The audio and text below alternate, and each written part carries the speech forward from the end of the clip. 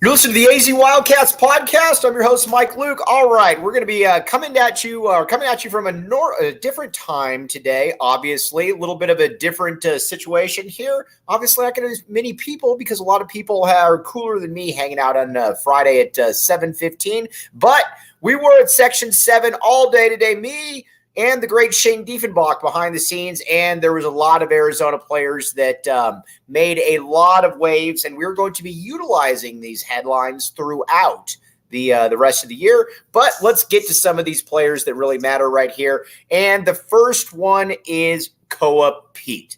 All right, now everybody knows who Koa Peat is, but you watch him, and he is a remarkable player to watch. He can get to where he needs to on the court, really. Not a great ball handler, but he can also finish around the rim. He's super, super strong, and he's also got the capacity to basically do what he wants. You watch him, and he's very much a man amongst boys out there. I mean, you look at some of these highlights, he can also dribble the ball pretty well. There's a reason that when he hits the U19 team, or when he plays for the U19 team in the United States, he always ends up dominating. He always ends up doing really well, and you can see why right here. And again, these are some great, great highlights here from Shane, which we will be utilizing throughout the year. But again, there's just a ton to really like about him, and he's built fantastically. He's the kind of player that when you see him, you know that, all right, I don't know exactly what his ultimate upside is, but I will say that his upside is definitely college All-American, definitely a player that's going to, play in the NBA, and any school would love to get him. Again, I don't know that he's kind of that next level type prospect where you're like, okay, I don't know that he's that, but I will say that I do think that he is also the kind of player, though, that plays for a year or two in college, and he's just basically too good at that point. And you got to kind of move on after that, because what are we really doing here at this point? That's what Koa Peat is.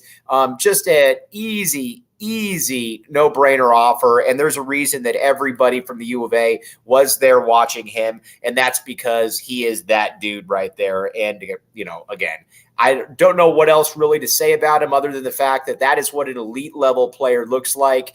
And I was a little surprised by his ball handling. He can get to where he wanted to a little bit better than I thought he could, but you're also looking at a guy that's probably kind of maxed physically, but I'm not saying that that's the worst thing in the world though either. He is just an absolute specimen out there.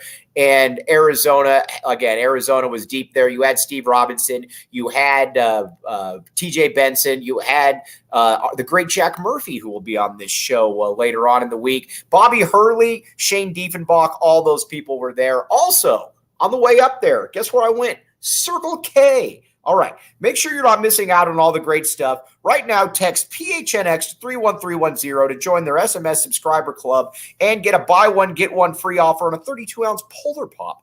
Head to CircleK.com/store locator to find a Circle K near you. Okay, and Shane Diefenbach and I were also betting on Arizona ASU this coming year. You guys should do as well with BetMGM. And again, we're going to get to the highlights here in a second because we got a lot more highlights to get to. But first, BetMGM. If you haven't signed up for BetMGM yet, use bonus code PHNX. There's a few different offers depending on where you live. But for our Arizona audience, you will get up to $100 in bonus bets on your first wager with BetMGM. Again, make sure you use bonus code PHNX. Check out the show notes for details. And again, Shane Diefenbach and I have a bet going on Arizona ASU. It's going to be a lot of fun. But again, now let's hear Shane with the disclaimer. Disclaimer, 21 plus to wager. Visit BetMGM.com for terms and conditions. U.S. promotional offers not available in Washington, D.C., Mississippi, Nevada, New York, and Ontario. Gambling problem? Call 1-800-GAMBLER. Colorado, D.C., Illinois, Indiana, Louisiana, Maryland, Mississippi, New Jersey, Ohio, Pennsylvania, Tennessee, Virginia, West Virginia, Wyoming. Call 877-8-HOPE-NY or text HOPE-NY 467-369, New York. Call 1-800-NEXT-STEP, Arizona. 1-800-522-4700, Kansas, Nevada. 1-800-327-5050, Massachusetts. 1-800-BETS-OFF, Iowa. 1-800-270-7117 for confidential help, Michigan. All right, now, we just talked about Koa Peat right there with some highlights. Now, let's get to Cam Holmes right here out of Millennium High School. Now, a lot of people know him as Deron Holmes' little brother right there. Lefty, a guard, and there's not he's an easy offer right here. Again, he's a 2026 kid, but very big already. He's a much better prospect at the same stage than his brother was. He can get to where he wants on the court, and he's also got really, really good vision. He projects as an NBA player. Again, it's always a little bit different dealing with players like that, but you watched him and you knew immediately that he was the most talented player on the court. And not only was he the most talented player on the court, he kind of played at his own pace. You generally don't see players that age that are able to play at their own pace. He was able to do just that. And Shane, if you could maybe pop that up there one more time. But you watch him, the shot is pretty good. The form is good. And again, he was able to get in the lane, probably not the next level explosive athlete per se that you're looking at, but also a player that the Arizona coaching staff was there and they were there deep with because of what he can do. And you can see why just from these highlights. Again, not a next level type athlete, but also an athlete that nonetheless is able to kind of get where he wants on the court. And he talked about it a little bit. And Shane, if we have the interview with him, no interview with him. That was because of me, because I didn't record it right because I am technologically inefficient. I would imagine outside of Koa Peat, this is the best in-state prospect that you got going right here. Not only is he the best in-state prospect that you got going, but comes from a really good family. We have an interview, which we'll try to play a little bit later on. And he talked about how Arizona's recruited him. He's always been interested in the hometown school, and that's generally a good thing when it comes to kids that are in state and what they're able to do. Now, let's go to Yessoufou Tounde right here, right? Another player who Arizona was there watching. You watch him and immediately know that you can tell that he's a man-child. He's about 6'4", 6'5", probably 215, 220 pounds, probably maxed physically. And if he's not maxed physically, then he's pretty close to it, but has a knack for scoring, certainly has a knack for using the backboard. And he should physically be ready to play college basketball almost immediately. You watch him, he had an idea when he was going against inferior players. He knew where he was going to go with the ball right there. And again, these were great highlights from Shane. Look at it. He has the ability to, kind of do what he wants out there. I came away very, very impressed by him. Here's him taking Cam Holmes to the baseline. Now, there are some rumors that he might reclassify. And if he reclassifies, that would obviously be a player that Arizona would be very interested in as well. 2024 kid, very, very good. Or 2025 kid. I wouldn't say that he is the type of prospect that Koa Peat or Cam Holmes are, but he also wasn't that far off, though. And, that's something that's you got to keep an eye on. I'm curious to see, Shane, if you could roll those again one more time, that'd be awesome. His ability to kind of get where he wants on the court's unique because he doesn't have a really tight handle per se, but he's also able to, like I said, it's weird. He's got to pull up.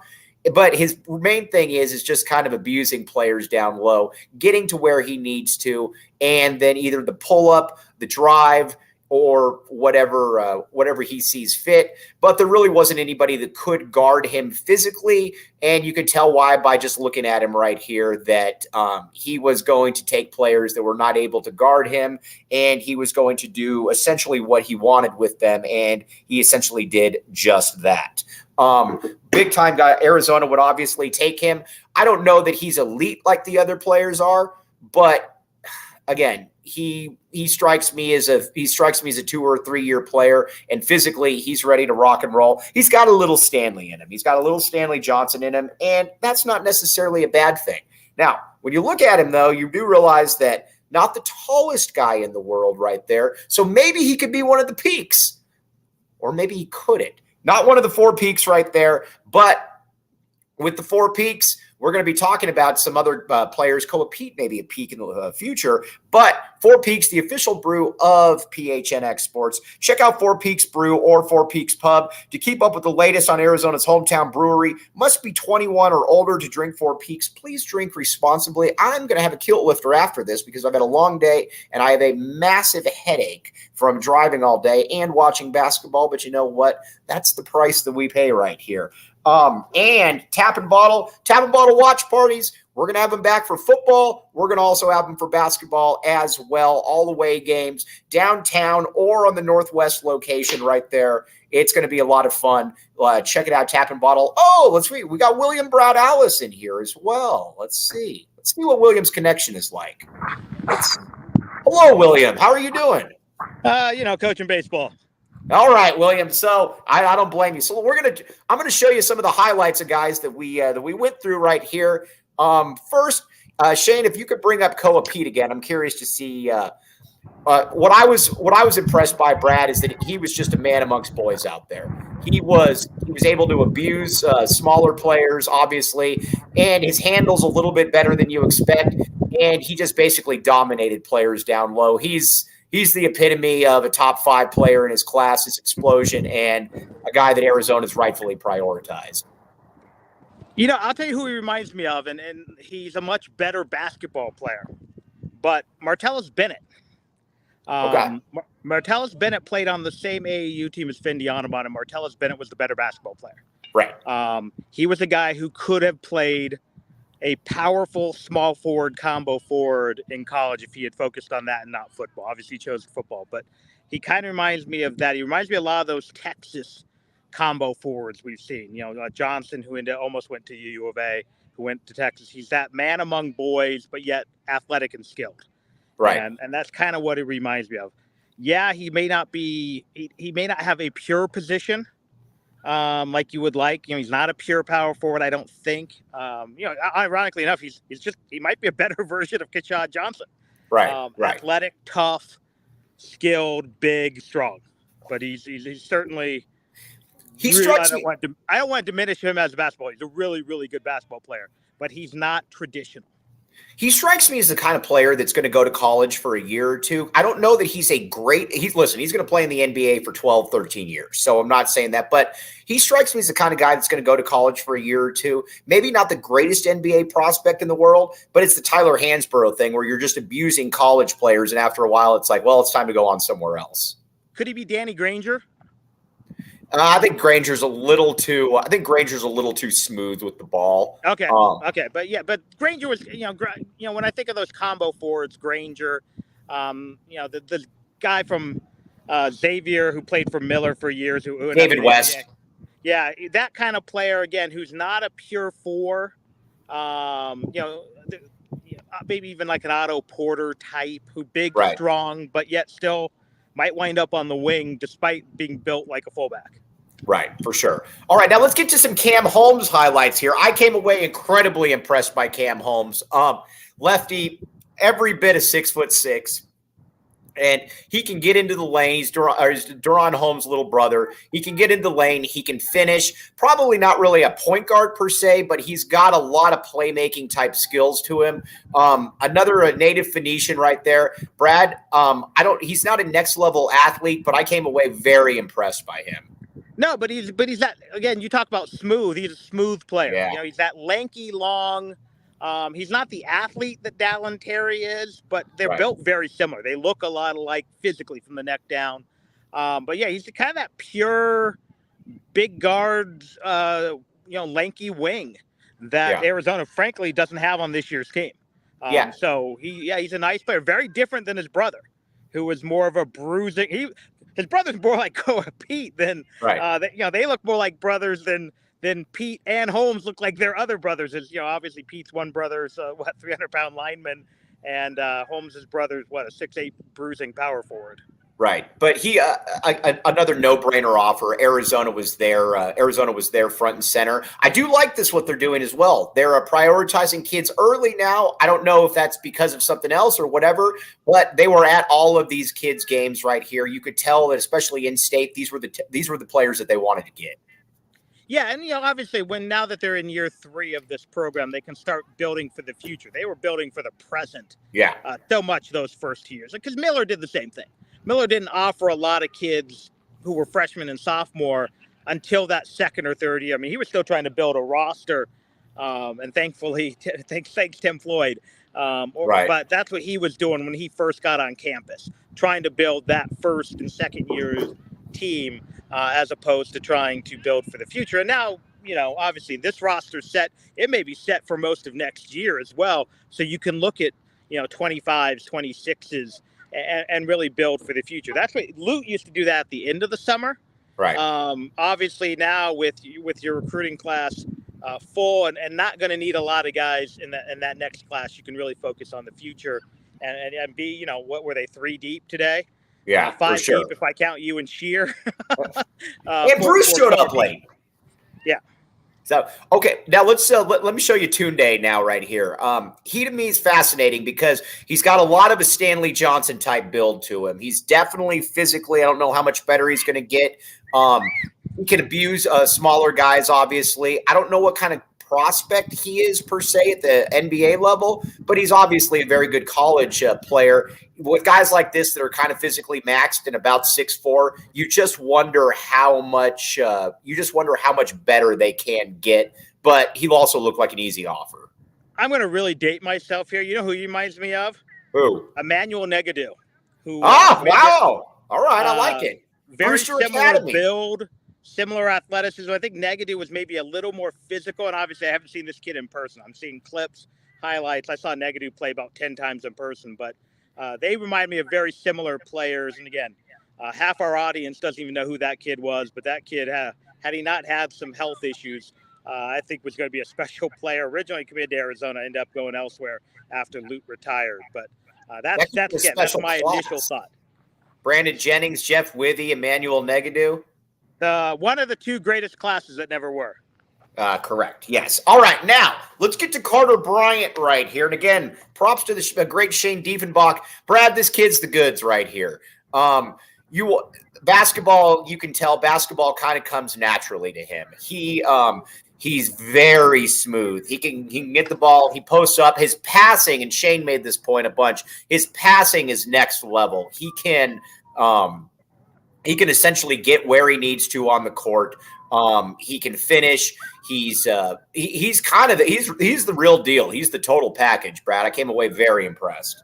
He just, what he reminds me of is those Duke small forwards at the 2010s. Tatum, Ingram. He reminds me of those guys. Real tall, right. Real long, physically mature, yet still athletic. And to me, I know his stock has dropped a little bit, but he's to me a guy who, if he suddenly has a jump shot, if he suddenly can become a 35, 40%, 3-point shooter, he's going to play a long time in the league. Yeah, and some guys just have the look of, you're going to play in the NBA, you're going to be there. That's Carter Bryant right there. And, just to a T, and just watching the way that he conducts himself, he's big time. You can kind of tell that a lot of these guys, Brad, you can tell 2 things. If they've had a mentor or father figure that is showing them how to play basketball, and if they've been in the spotlight for a while, and that checks off both boxes right there. It was, he's the real deal. And if you could show that again there, Shane, just so people can kind of get a little bit of another glimpse of it. And you look at his basketball body too. He's got a body that was made to play basketball. Yeah, he's long, but he's somewhat strong. Again, he doesn't look like a 16, 17-year-old kid. My guess is, by the time if he's a 1 or 2 year guy at Arizona, he'll probably have another 10 pounds of muscle. Right. It's just a big, he's a basketball player. Whereas you look at Koa Peat, and you can say, oh, well, that guy looks like an All-American tight end. Right. This guy just looks like an NBA small forward. All right. Now, going to get to another player that we don't have highlights of, but again, that's on me because I drove home here. But first, also, I want to tell you about Illegal Pete's. Brad has had Illegal Pete's. Kick off your Margarita Mondays at Illegal Pete's, exclusive to Arizona locations. $3 margs all day Monday. Nothing brightens up that Monday mood more than soaking up the sun with a few margaritas. And don't forget about Taco Tuesday, $2 tacos all day every Tuesday. Enjoy your favorite chicken, pork, veggie tacos. So swing by and check out Illegal Pete's. when I was growing up, Brad, and I was reading your Cat Tracks magazines, you, Schuster, Doug Carr, all of them, it seemed that the state of Arizona, every 4 years had somebody that was Arizona good. And sometimes it was a little bit shorter, a little bit longer, but you went from Sean Elliott. Then you got Mike Bibby. Then you got RJ. Then you got Channing Frye. Then you got Jared Bayless. It seems now that at least from the homegrown perspective, there are kids, and I'm not talking about the kids that come in here. It seems like there's more kids, though, that are of that ilk now. I mean, and we just played some of them right there that are totally elite players.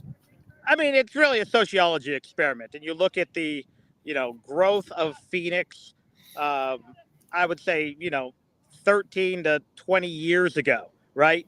We've seen the same thing happen in other metropolitan areas. The rise of Boeing and things like that in the tech field in Seattle. And all of a sudden, all those Seattle kids popped up out of that group. It's kind of when, you start getting a strong middle class, especially a strong a minority middle class in those states. You see a boom.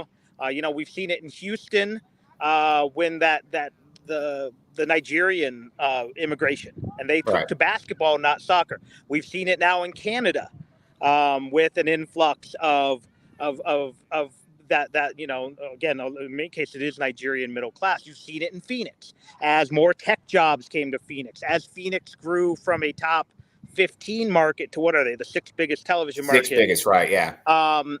All those people started having kids. So 15 years later, and it really did start about 5 or 6 years ago, maybe even 10 years ago with Bayless and that group.